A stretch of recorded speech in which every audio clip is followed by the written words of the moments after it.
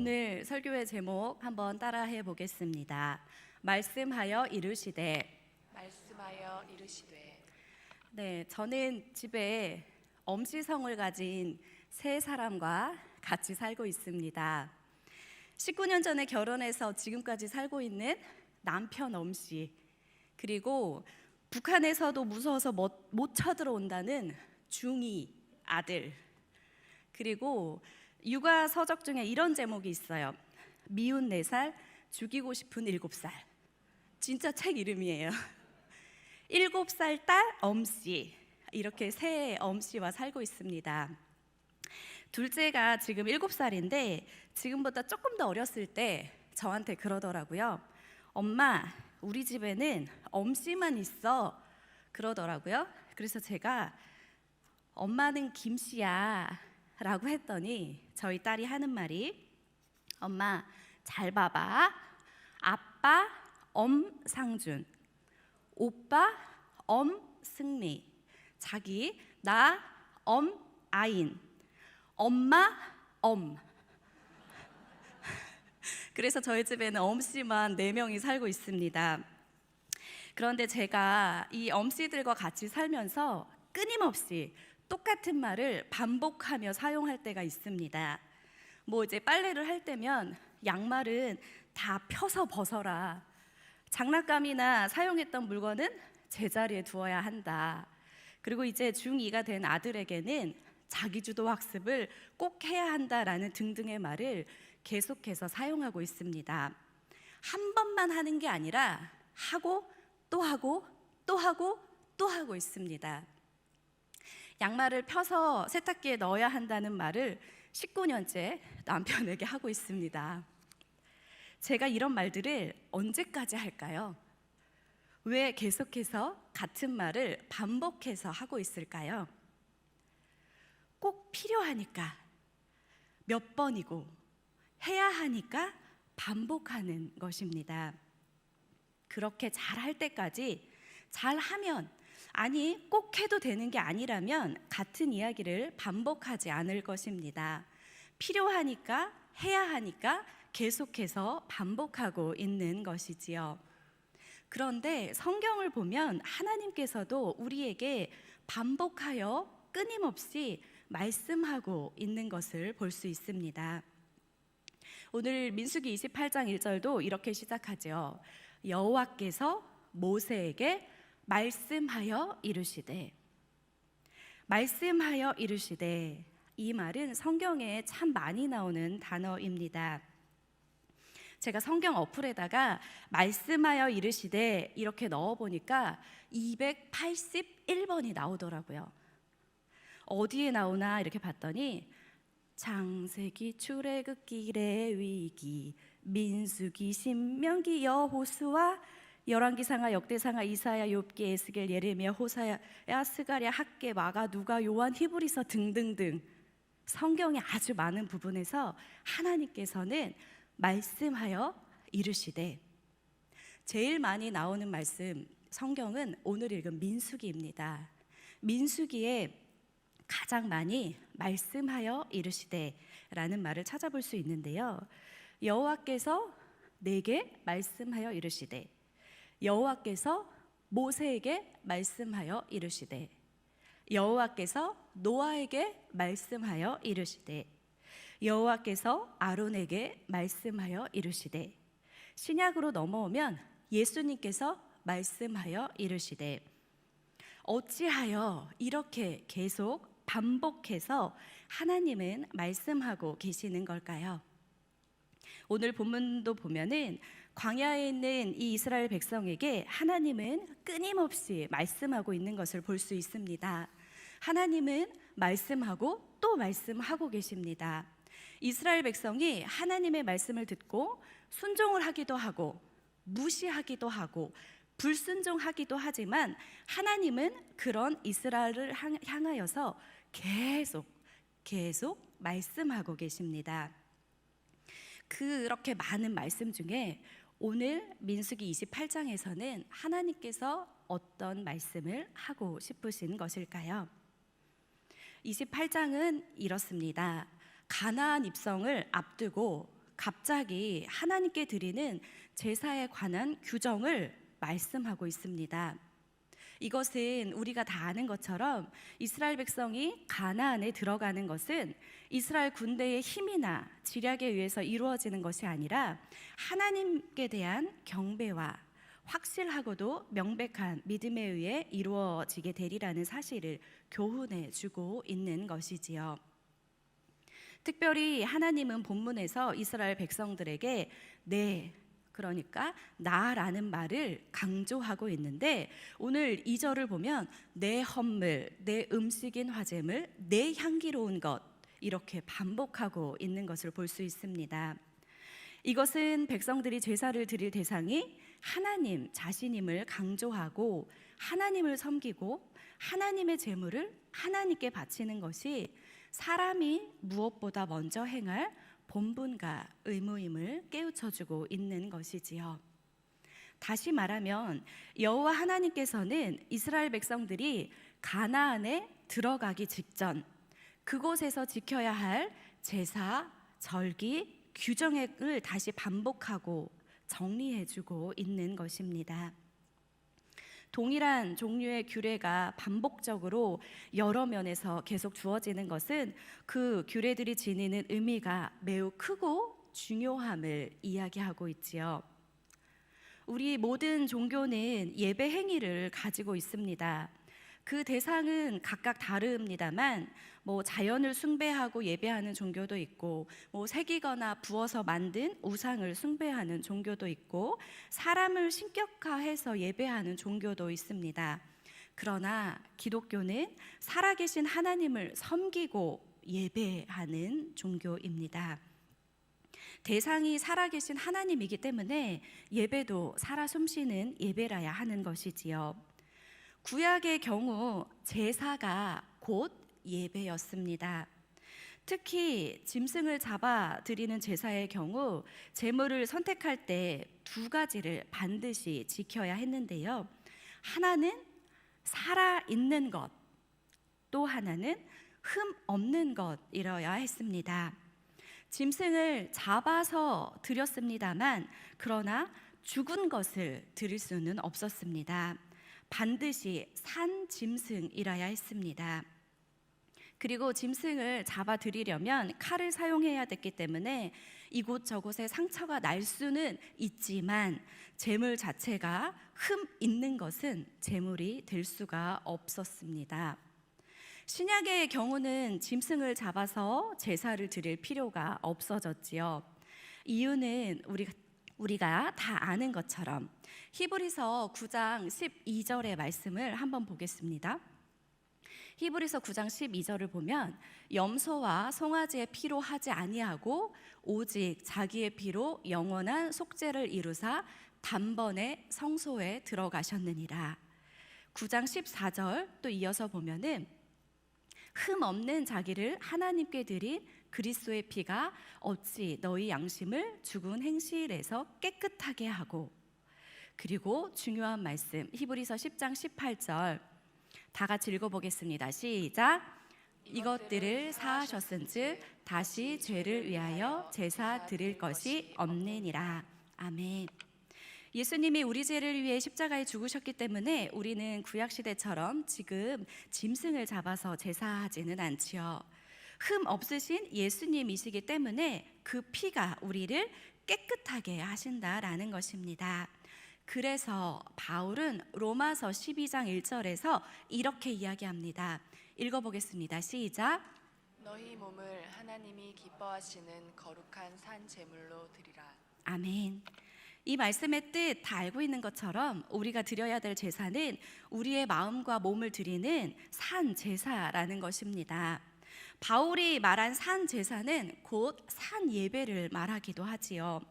죽은 제물을 드릴 수 없고 흠 있는 제물을 드릴 수 없었던 것처럼 생명 없는 예배, 맥 빠진 예배를 드려서는 안 된다라는 것입니다. 우리들이 오늘 드려지는 예배가 하나님 앞에 살아있는 예배, 산 제사로 드리는 예배인지 한번 돌아보셨으면 좋겠습니다. 오늘 이 본문은 하나님께 그렇게 드리는 예배 드리는 이제 구약으로 말하면 번제 드리는 방법을 민수기 28장에서는 이렇게 이야기하고 있는데요. 번제는 이제 불태우는 제사입니다. 히브리어로 이제 올라가다, 높이다 이런 뜻을 가지고 있는데 짐승을 잡아 고기는 각을 떠 불태워서 드리고 내장도 씻어서 불태워 드리고 그때 연기와 냄새가 하늘로 올라가겠죠. 피는 그릇에 받아서 제단에 뿌립니다. 모조리 불태워 드리는 제사였기 때문에 온전히 불태우다라는 온전한 제사라는 의미로 사용을 하기도 합니다. 고기가 타고 내장이 불에 타는 냄새를 오늘 읽은 본문을 보면 여러 군데에서 향기롭다 이렇게 이야기하고 있습니다. 다시 말하면 번제는 하나님께 드리는 향기로운 예배라는 것이지요. 우리가 드려야 하는 예배가 하나님께 향기로운 예배가 되어야 합니다. 여기에서 오늘 저는 성도님들과 함께 하나님 앞에 그러면 이렇게 살아있는 예배를 드리기 위해 4가지로 한번 살펴보려고 합니다. 첫 번째 한번 따라해 보겠습니다. 모든 것은 하나님의 것입니다. 모든 것은 하나님의 것입니다. 오늘 2절을 보면 내 헌물, 내 음식인 화제물, 내 향기로운 것 이렇게 이야기하고 있지요. 믿음의 왕이었던 다윗도 역대상에서 말하기를 권능도 영광도 이기는 것도 위엄도 천지에 있는 것도 다 주의 것이라고 이렇게 이야기했습니다. 잘 아는 말씀 바울 사도도 사나 죽으나 우리가 주의 것이로다 라고 이야기했습니다. 너는 내 것이라 세계도 만물도 주의 것이라 라는 하나님의 말씀에 이사야도 다윗도 바울도 그렇습니다. 다 주의 것이라고 응답했습니다. 왜 모든 것이 하나님의 것일까요? 창세기 1장 1절을 보면 태초에 하나님이 천지를 창조하시니라 라고 했습니다. 하나님이 창조하시고 지키시고 섭리하시기 때문에 하나님의 것입니다. 세계나 만물은 하나님의 것이고 왜 우리도 주의 것일까요? 그것은 주님이 나를 죄에서 구원하셨기 때문입니다. 그래서 바울은 사나 죽으나 우리가 주의 것이라고 고백한 것이지요. 역대상에서 다윗 왕은 모든 것이 주께로 말미암아 싸우니 우리가 주의 손에서 받은 것을 주께 드렸을 뿐이니이다 라고 고백합니다. 생명도 물질도 시간도 재능도 하나님이 주셨음을 고백하는 것이지요. 많은 환난과 고난을 당한 욥 역시도 주신 자는 여호와시요 취하신 자도 여호와시니라 라고 고백했습니다. 우리의 신앙의 가장 기본은 모든 것이 하나님의 것임을 인정하는 것에서부터 시작이 됩니다. 우리의 삶의 신앙의 고백이 모든 것은 하나님의 것입니다. 고백하실 수 있는 성도님들 되시기 바랍니다. 제가 신학교에 다닐 때 그러니까 2000년 밀레니엄 시대가 오기도 전에 인터넷 안에 카페라는 게 생겨났고 거기서 이제 서로 채팅을 하는 게 막 시작하던 때가 있었습니다. 지금 이제 카톡으로 편하게 문자나 메시지를 주고받지만 그때는 이제 핸드폰이라는 게 처음 막 나올 때였고 컴퓨터 안에 다른 멀리 있는 사람과 메시지를 주고받으면서 채팅을 한다는 게 신기해하던 때였습니다. 그런데 그때 채팅을 하려면 본인의 이름을 넣지 않고 닉네임이나 별명 같은 거를 지어서 그 이름으로 채팅을 하곤 했는데요. 그때 제가 가지고 있었던 닉네임이 2개가 있었습니다. 그 중에 하나는 어깨였습니다. 왜 닉네임이 어깨였을까요? 제 어깨가 너무 넓다고 친구들이 어깨라는 별명을 지어줬었어요. 그래서 닉네임에 어깨라는 별명을 사용을 했었던 적이 있고, 그리고 또 하나는 이거였습니다. 내 삶의 주인은 주님. 별명 닉네임이 내 삶의 주인은 주님 이거였는데 신학교에 막 입학한 신학생이었던 제가 제 삶에, 그리고 내 삶의 모든 주인이 하나님이심을 잊지 않기 위해서였습니다. 무엇을 하든지 어디에 있든지 모든 것이 주님께로부터 왔고 내 삶의 주인은 주님임을 기억하며 살고자 위함이었습니다. 모든 것은 하나님의 것이지요. 이미 이 자리에 계신 모든 성도님들, 모든 것이 하나님의 것임을 인정하며 살고 계신 줄 믿습니다. 우리 삶의 주인이 주님이심을 고백하며 살고 계신 줄 믿습니다. 두 번째, 한번 따라해 보겠습니다. 정한 예배를 드려야 합니다. 정한 예배를 드려야 합니다. 오늘 본문의 2절을 보면 너희가 그 정한 시기에 삼가 내게 바칠지니라 이렇게 나옵니다. 3절에서는요 매일 드리라 이렇게 나왔고요, 4절에서는 아침에 드리고 해질 때 드리라 이렇게 나오고 있습니다. 제사 드리는 시간, 즉 예배 드리는 시간은 내가 정하는 것이 아니라 하나님이 정하셨습니다. 그 정하신 날, 정하신 때에 예배를 드려야 합니다. 구약에서 드렸던 모든 예배, 그러니까 구약에서 드렸던 모든 제사는 시기도 방법도 하나님이 제정하시고 백성들에게 규례로 주셨습니다.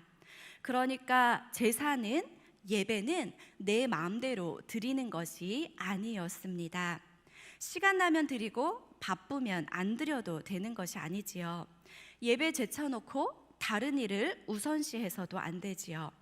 틈나면 예배 드리고 틈나지 않으면 예배에 빠지는 것도 안 되는 일이었습니다. 예배는 내 맘대로 정하고 폐지하는 것이 아닙니다. 하나님이 그 시기도, 그 때도, 그 방법도 정하셨습니다. 그 이유는 하나님이 예배를 받으시는 분이기 때문입니다. 예배라는 이 단어의 뜻이 여러 가지가 있는데 구약의 히브리어로는 아바드라는 단어를 사용하고 샤하 이런 단어를 사용하는데, 이 뜻은 노예나 종이 주인을 섬길 때마다 이렇게 절하다, 몸을 굽히다, 엎드리다 이런 뜻을 사용했습니다. 신약의 예배 역시 이제 헬라어로 프로스키네오 라트레이아, 레이투르기아라는 단어를 사용했는데, 이 단어들의 의미도 종으로 상전만을 섬기다, 절하다, 굽어 엎드리다라는 뜻을 가지고 있습니다. 종이 주인의 계획이나 일정을 짜는 법은 없지요. 주인이 종의 일정을 정하고 할 일을 정하고 감독합니다. 지난주 세 번 말씀 집회 때 말씀하셨던 것처럼 일꾼에는 여러 가지 종류가 있는데 우리는 배의 가장 아래에 있는 휘페레테스, 위에서 지시하는 대로, 위에서 말씀하신 대로 밑에서 열심히 노만 저으면 되는 것이 우리의 사명인 것이지요. 배의 선장은 위에 있는데 밑에서 내가 젓고 싶은 대로 노를 저어가면 큰일 나겠지요. 우리의 예배의 주체는 하나님이십니다. 다시 말하면 하나님이 예배를 받으시는 주체인 것입니다. 내가 예배를 마음대로 바꾸고 조정할 수 없는 이유가 여기 있지요. 우리는 하나님 앞에 정한 예배를 드려야 합니다. 이 정하시기라는 말은 만나다, 고정하다 이런 뜻에서 유래한 말로 곧 지정된 장소에서 지정된 시기에 일정하게 모이는 날을 가리키는 것입니다. 물론 이 날을 정하신 분도 여호와 하나님이고 성경에서는 흔히 여호와의 절기, 여호와의 성회 등으로 표현하고 있습니다. 너희가 정한 그 시기에 삼가 내게 바칠지니라. 매일 아침에 해질 때, 또 매일 둘씩 상번제로. 이 매일 둘씩 상번제로는 규칙적으로 끊임없이 드리는 번제를 의미하고 있는데, 즉 이 제사는 매일 2마리의 어린 양을 희생제물 삼아 제단에서 불태우는 제사를 가리킵니다. 날마다 드리는 이 상번제는 하루하루의 삶을 자신의 뜻대로가 아닌 하나님께 모든 것을 맡기고 예배를 통해 아침을 시작하고 또한 저녁 예배를 통해 하루를 마무리하는 가장 기본적인 예배의 모습입니다. 매일 둘씩 아침에 해질 때 하나님이 정한 그 시기에 하나님 앞에 정한 예배를 드릴 수 있는 우리 모두가 되었으면 좋겠습니다. 세 번째, 따라해 보겠습니다. 향기로운 예배를 드려야 합니다. 향기로운 예배를 드려야 합니다. 오늘 읽은 본문을 포함해서 29장까지 쭉 보면은 여러 부분에서 향기로운이라는 말이 반복되고 있는 것을 볼 수 있습니다. 향기로운 제사를 드리라라는 말들이 반복되고 있는데요. 이 본문의 경우는 제물을 태워서 드릴 때 나는 그 냄새를 향기롭다고 했습니다. 그런데 문제는 이 제물을 태우는 냄새가 어떻게 향기로울 수 있을까요? 제물을 태워서 드리는 냄새를 향기롭다고 한 것은 그 냄새 자체를 이야기하는 것이 아니라 그 희생을 향기롭다고 말하는 것입니다. 희생보다 더 진한 향기가 없다는 것이지요. 이 향기로운 예배라는 것, 향기로운 냄새라는 것은 드리는 자의 온전한 충성과 헌신을 상징하고 있습니다. 이 향기로운이라는 말을 직역하면 향기로운 냄새, 편안하게 즐겁게 나는 향내, 그러니까 이 말은 하나님을 매우 편안하고 기쁘시게 해드리는 냄새, 이렇게 이야기할 수 있습니다. 이 향내를 통해서 하나님께서는 백성과 만나시며 교제할 것을 약속하시는 것이지요. 출애굽기의 말씀들을 보면 특별히 출애굽기 30장에 이 향을 만드는 방법을 자세하게 설명하고 있는데요. 그 출애굽기 말씀에 보면 향을 만들 때는 최고급 향품을 사용해야 되고 거룩한 관유를 만들어야 되고 법대로 이 향을 만들어야 했습니다. 그러니까 이 향 자체도 그냥 드리는 향이 아닌 거지요.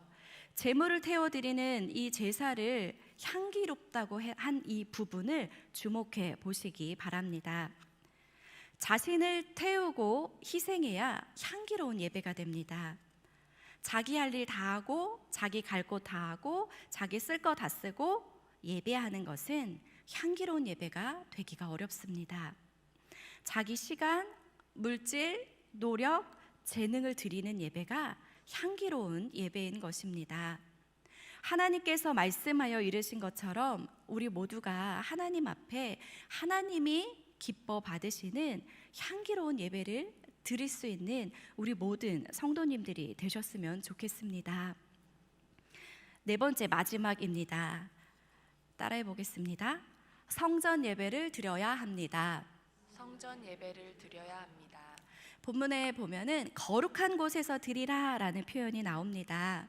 본문이 말하는 거룩한 곳은 제사 드리는 제단을 말하겠지요.